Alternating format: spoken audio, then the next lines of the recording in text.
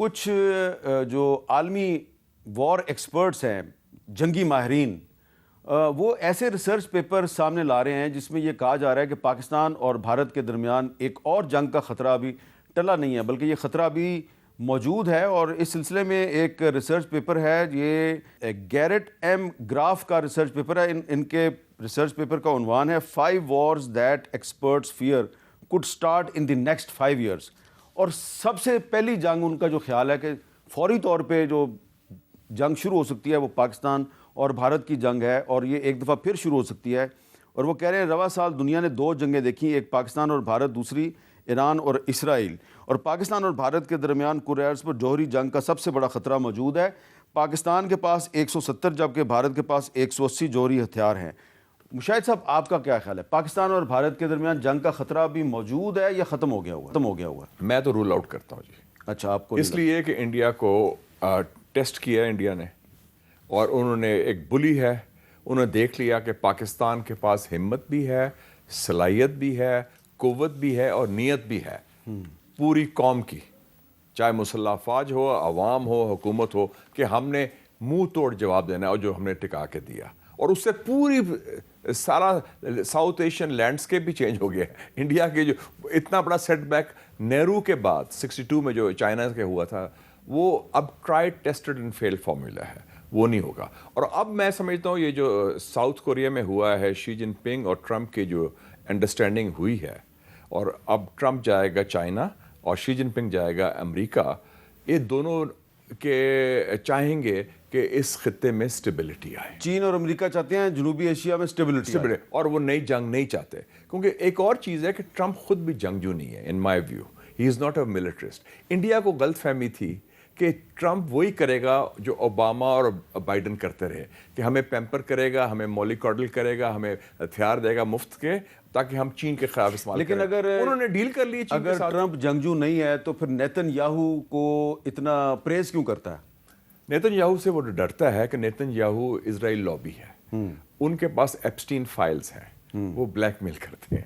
اچھا، اور بلکہ میں سمجھتا ہوں کہ آپ کو پتا ہے کینیڈی نے جب اسرائیلی نیوکلیئر پروگرام کے خلاف بات کی تھی، اور اس نے کہا تھا، اور دوسری بات اس نے کی تھی کہ APEC جو اسرائیلی لابی ہے، امریکن اسرائیل پبلک افیئرس کمیٹی، یہ رجسٹر کرے ایز اے فارن ایجنٹ، اس کے 6 مہینے کے بعد وہ ختم ہو گیا تھا۔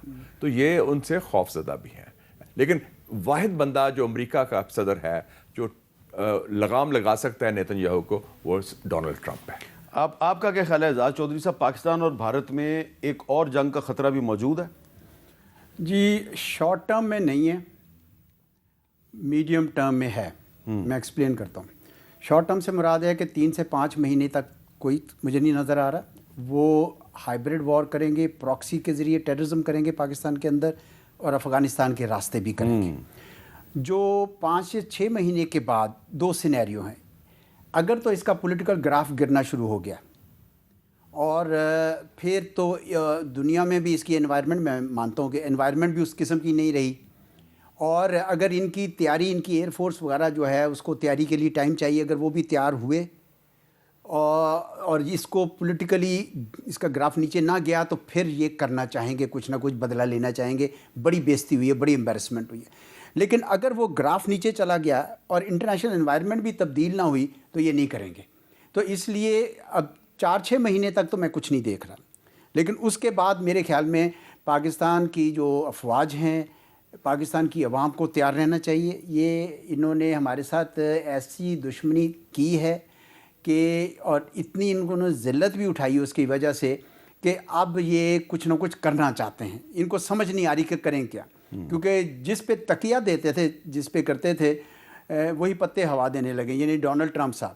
اور ڈونلڈ ٹرمپ صاحب جا کے جس طرح یہ بھی بتا رہے تھے مشاہد صاحب کہ وہ تو شی کے ساتھ نارملائز کر رہا ہے، یعنی ان کو تو تیار کر رہا تھا چین کے خلاف۔ اب اگر وہ خود چین سے نارملائز کر لیتا تو آپ کس کھاتے میں رہ جاتے ہیں؟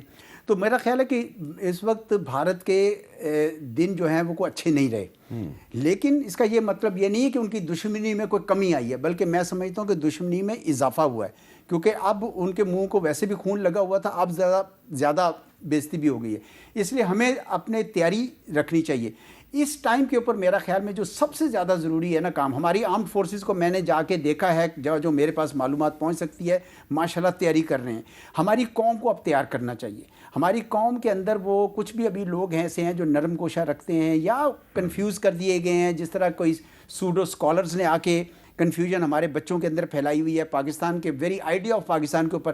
ہمیں اس وقت یہ 4-6 مہینے ہمارے پاس بڑے قیمتی ہیں. ہمارے سارے دانشوروں کو، ہمارے میڈیا کو، ہمارے تھنک ٹینکس کو، ہمارے اکیڈیمیا کو بہت کام کرنے کی ضرورت ہے، کیونکہ میں نہیں سمجھتا کہ وہ خطرہ بھی مکمل طور پر ٹلا ہے. یہ امپورٹنٹ بات انہوں نے کی کہ نظریاتی جو پاکستان کی بنیاد کیا ہے، ٹو نیشن تھیوری جو قائد اعظم نے بنایا تھا، جو ویژن ہے فاؤنڈنگ فادرز کا، اور جو ہمارا اپنی ایک آئیڈینٹی ہے، اس کے اوپر اگر آپ کے اپنے لوگ میں وہ ڈاؤٹ پیدا ہو، بلکہ میں سمجھتا ہوں جو پاکستانیت ہے، پاکستانی نیشنلزم، وہ مضبوط ہوا ہے. اس 2025 میں اگر ٹرننگ پوائنٹ ہے تو وہ مئی کے بعد ہوا ہے، اور ایک پرائڈ بھی پیدا ہوئی ہے. میں کئی لوگوں کو ملا ہوں، عام آدمی کہہ رہے ہیں کہ ہم جاتے ہیں تو ہمارا even there see passport with different respect, یار پاکستان کا ہے. ہماری ایک سوچ ہمارے بارے میں تبدیل ہوئی ہے اور ہندوستان کے بارے میں بھی تبدیل ہوئی ہے. ہندوستان کا جو وہ گراف تھا، اگر 10 فیٹ ٹال تھے تو دے آر 3 فیٹ ٹال، تو ہم جو ہے we have become taller than them in that respect. تو وہ جو ہم نے ڈیلیور کیا ہے اور جو پرفارمنس کی وجہ سے، اور جو اب انٹرنیشنل دیکھیں نا میر صاحب کہ 5 کیپٹلز ہیں آپ کے، ریاض، تہران، چائنا، اور دوسرا اپنا Moscow, and then Washington D C. 5 capitals میں آپ کا امپیکٹ ہے، انفلوئنس ہے، انگریس ہے، اثر رسوخ ہے، عزت بھی ہے. تو آئے آپ کو تو بڑے عرصے بعد ایران کے اوپر بھارت کا یہ چہرہ بھی سامنے آیا کہ یہ تو اسرائیل کے دوست تھے. ایگزیکٹلی. یہ تو ابھی تک تو انہوں نے اس کو یہ چہرہ دیکھا نہیں تھا ان کا. اس لیے میرا خیال میں ایران کے رویے میں بھی اب بہت زیادہ بہت پازیٹیو چینج. باقر کالیباف، میری بھی ان سے ملاقات ہوئی. انہوں نے تو معاہدہ ابراہیمی جو ہے اس کی بڑی سخت مخالفت کی، اور وہ کہہ رہے ہیں جی یہ تو مسلمانوں کے خلاف ایک سازش ہے. آپ کا اس کے بارے میں کیا خیال ہے؟ جی اس میں تو کوئی شک نہیں ہے، جب تک کہ فلسطین کی ریاست کو تسلیم نہیں کیا جاتا بالکل اس میں شامل نہیں ہونا چاہیے کسی مسلمان ملک کو. لیکن ٹھیک ہے، ہر ملک اپنا فیصلے خود کرتا ہے، کسی کو آپ نہیں روک سکتے ہیں. مجھے اس بات کی خوشی ہے کہ جب ہمارے وزیر اعظم نے 2 بار جب ٹویٹ کیا، دونوں بار آخری جملہ انہوں نے یہ لکھا کہ 2 اسٹیٹ سولوشن ہوگا تو اس مسئلے کا حل جس کا فلسطینی ریاست جس کا کہ جو کیپٹل ہے وہ بیت المقدس ہوگا، ایسٹ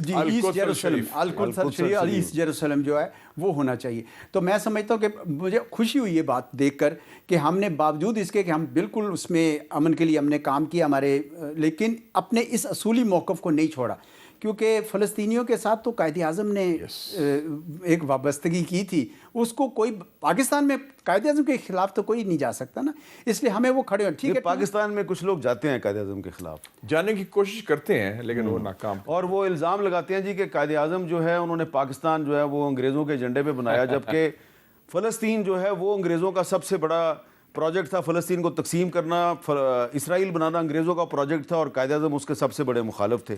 تو ثبوت تو ان کے پاس کوئی نہیں ہے قائد اعظم کے خلاف، نہیں کچھ نہیں، بس ان کے پاس ایک جھوٹا نیریٹو ہے.